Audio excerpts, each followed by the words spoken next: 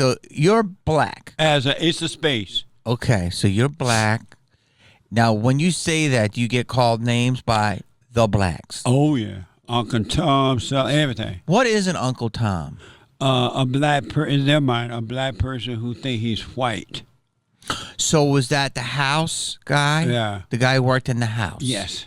And the field guy was a different guy? Right. And the field guy is jealous of the house guy. Because the house guy got in? You got a maid. Okay. And the field guy's in the sun? Right. Okay. So do you think racism exists? No. It never has existed, never will exist, cannot exist. No such thing. It's just a made-up word in order to control, to get perceived power and wealth. Because just think about the word racism. You can never solve a problem if you think that somebody's racist. But if you know they're evil, then you can deal with that. Our battle is a spiritual battle. It has nothing to do with the physical at all. So no, it doesn't exist. It's a made-up word. So it's made to divide us. Yes. So when Morgan Freeman says the way to stop racism is to stop talking about it, you agree with that? No, because there's no such thing as racism. So you even go on one step further. Yeah.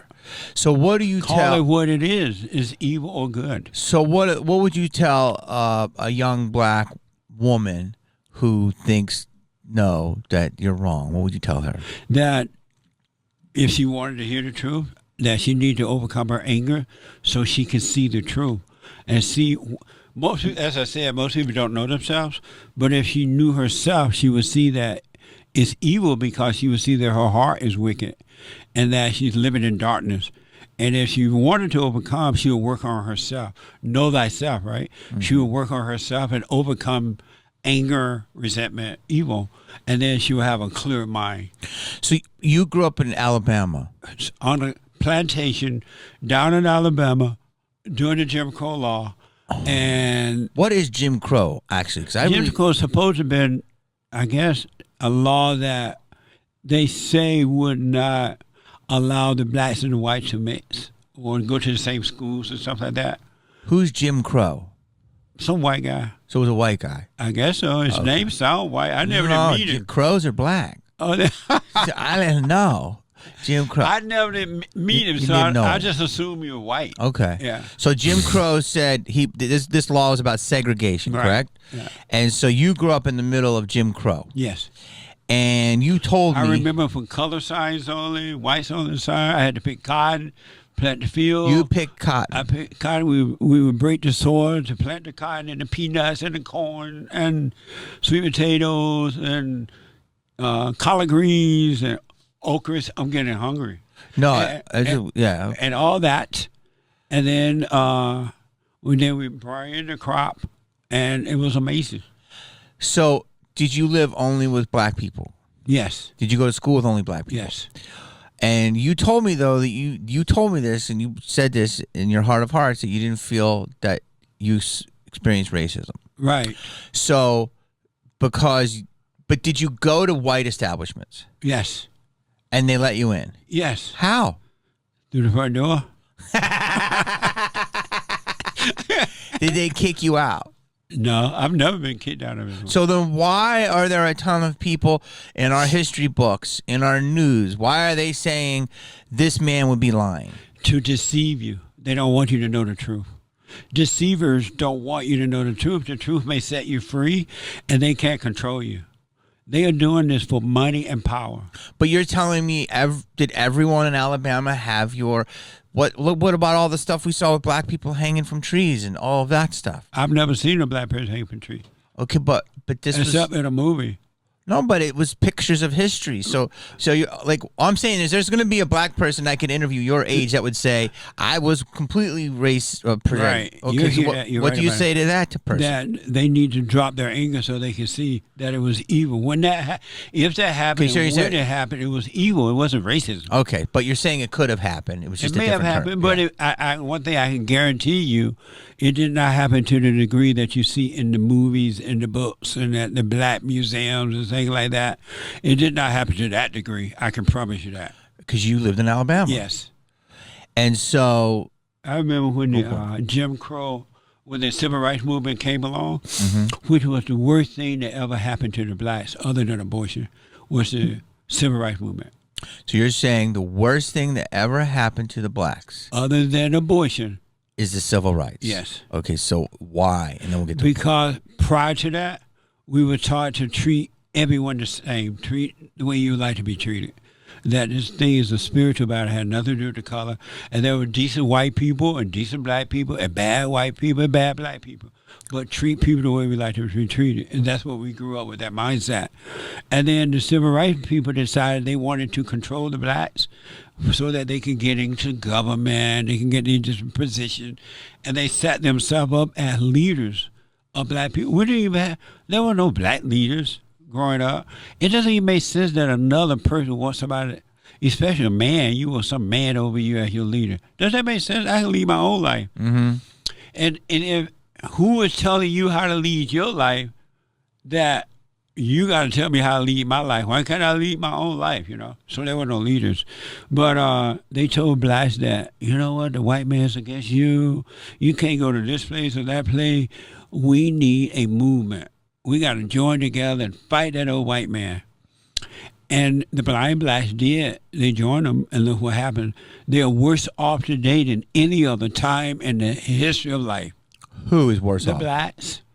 Blacks. Yeah, because now they look to leaders to tell them how to think, how to live, how to vote. And then what the civil rights movement people did, they tore up the family. Because prior to that, you have fathers and mothers together for the most part. Less than 10% of the children were born out of wedlock. And they had a father and a mother, but they told the black women, we're going to give you welfare. We want you to become a Democrat. We're going to give you welfare. You're old that, right? But you can't have a man in the home. And so they broke God's order by taking the man. The man is the light of the family. He leads the wife into how to raise the children. She can't raise children on her own. She doesn't know how. And she doesn't have the mental stability to do that. I mean, you're going to get pushback on that, but I do agree that there's a child should have two parents. They need and I their do father. agree the father should be a leader and Yeah. the woman should be a leader in her own way, supportive. But Father and her husband. And so they told, these black people told the black people, we're going to give you welfare. And you can't, and I totally remember this. And even if they had a man in the home, when it was time for the welfare person to come by and check on the home, they would tell the husband or the boyfriend to leave the house. The woman would. Or hide somewhere in the house so they don't, the social worker, at the time they didn't call them social worker, the welfare person wouldn't see that there was a man in the home. And they set themselves up to be leader, destroyed the family, and the family, see, look at the family today. It's not there anymore. So what's the difference percentage-wise between fathers in white homes and fathers in black homes? I know that according to all the reports I've seen, somewhere between 70 to 80% of black homes don't have fathers in the home. Are you serious? Yeah. 70? High 70s for sure, and maybe a little higher. Why? And you're saying the fatherless home in the black community was started by these leaders who victimized black people, saying you've been victims, Yeah. and it's been passed down through generation to generation, For personal gain. and we're going to give you money, Yep. and And they so then you're steal. going to live off the state, which emboldened black people's mindset to say we're owed something. Yeah. That's what you're saying. And the blacks still think that way. Because look how much they rely on the government now. And then their black leaders always trying to get programmed. They call it DEI, I guess. Diversity, equity, inclusion. That's a welfare program. You don't have to be, black people don't have to qualify for anything. They don't have to know anything. They don't have to do anything. They just need to be black. And they let them in, right?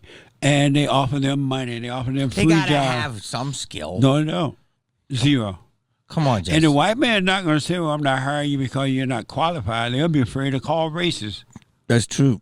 And so they keep giving black people, they rename it. They name the program. They used to be welfare, then affirmative action, then reparations. Now you got the DEI. It's the same thing. It's the same program. Keeping the blacks relying on the government. Okay, so do you think it's going to get better? No.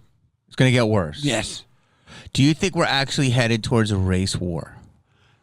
I hope not. but it's possible. I think that what's going to happen to the whites in America is the same thing that happened to the whites in South Africa, because in South Africa, the white people, when they were running that country, it was beautiful. Everything was in order, nice building, no trash, everything was fine. And then the black people start calling them racist and you this and you that. Nelson Mandela came along, a communist, and he was worshipped by America and other places. And finally, the white people just got tired of being called racist. They ran them out, and they went out to the farmland. And even when they move out to the farmland, the blacks would go out there, eventually rob them, kill them. It got so bad that the white people had to put up. At first, they just had regular security guard, human beings. Then they put up fences around the home, electric fences, and they had gun, and the blacks still broke in. And now there's a genocide upon upon whites by the blacks. That's what's going to happen in America, and it's already happening. It's in the making. There will be genocide upon the whites.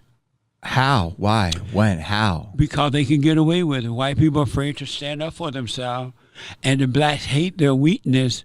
And even the young, even the young black kids are hating white people for no reason at all. It's been passed down, and they are fighting young people. You saw this case in, I think it was Cincinnati, where this white man was beat up and this white woman was beat up by a mob of black people, right? Well, they stopped them. The argument, they knocked the woman out. There's no argument for that kind of violence. It was terrible. There's no argument. It was for that. terrible. There's no reason for that. They're saying that. I agree. They're saying that they were attacked first. So it doesn't matter. But I agree. It was they should have just pushed each other and walked away. Right. It was crazy. That happens all the time, man. It was too much. It happens all the time to white people. I saw this video that we played on our show where these 3 young black boys, according to the story on X, went into the supermarket and got grocery bags of food, just about like mama. Not paying for it, just stealing it. And they locked the door so they couldn't get out. And they're like, open the door, bitch. Who are you think, you white bitch? Open the door. And they don't care. They're like, I'm going to call my mama. The little kids, right? Mm-hmm. They can get away with that now, and nothing's going to be done about it. A genocide is coming. A genocide means death. Right. I hope it's not. They're death. dying in South Africa. I've been to South Africa. Your defense and all that stuff is true. Yeah, I'm not making this up. No, there's a song, "Kill the Farmer," and that's but kill the bull. Yeah, I know the whole song. But the thing is that they're going to argue that the white took the land first, and now then the blacks are saying we're taking the land back. It's all fucked up. Yeah, but that's not a reason to be violent. No, listen, because man. Because every time you give blacks some land, all they do is destroy it. They don't make it better. Well, just think about how many in this country, how many white communities blacks have moved into. Well, you used to live. And the white move out. You used to live in Gary, Indiana. Yes. Which is the home of. It was beautiful when I first went there. In Gary. And then you could walk down the road. There were white businesses everywhere. People were just free. Were there black businesses? And then one day, yes. Okay. And then one day, they decided to elect a black mayor. Richard Hatchett, I think his name was. I could be wrong about that. And the very next day, it was on a Tuesday, the election. The very next day, all hell broke out. The black was fighting the whites on the bus. It was so bad. I had not seen that kind of violence before. Growing up in Alabama, I had not seen that. Growing up in Alabama, I don't even remember seeing a fight with black on black fight. Okay. Not with the kids or no one. I remember one time I was on the field, the batting field, we were playing baseball. And this one guy thought it was his turn to bat up, and I thought it was we were arguing over the bat. That's the only fight I know about. And then I went to Gary, Indiana.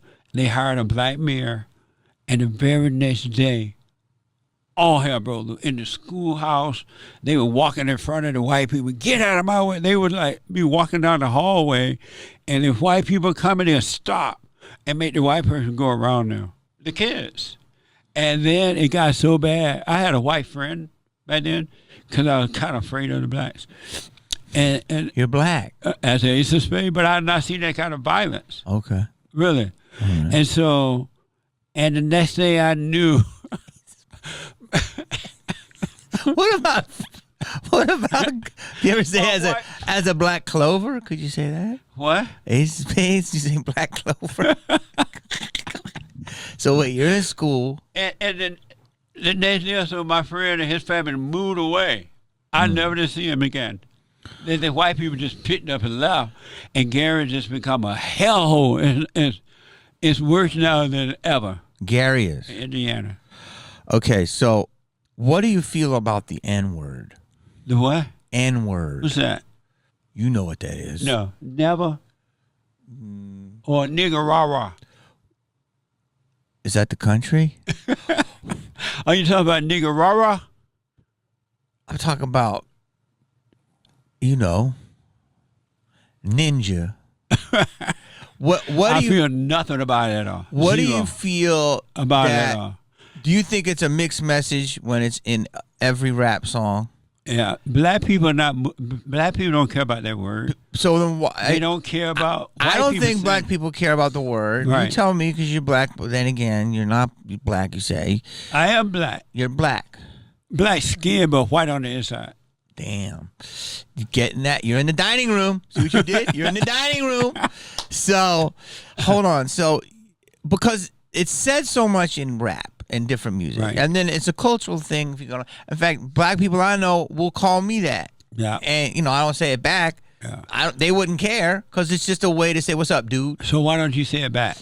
Society. I don't want a camera. You know what I'm You're saying? afraid. Yeah, of course. Have no fear. Okay, so let me go drop a couple N-bombs in the Right. hallway. No, don't just drop it. Or just to be- Chipotle. That's not the way to do it either. I'm going to say, hey, But- and can I have some extra? No, you don't do it that way. Okay, then what do you want me to do? It's supposed to be like a fun word, I guess. That- But the one thing I want you to know is that black people don't care about that word. They use that pretend to care to control white people. That's the only reason they react to it. But a lot don't react to it. The news makes Right. you think it's this, but a lot of people do not. a care. lot don't. I agree with you. Yeah, but it's to control white people. But do you think that white people should be able to say the N-word? Yes, if they wanted to. Wow, interesting.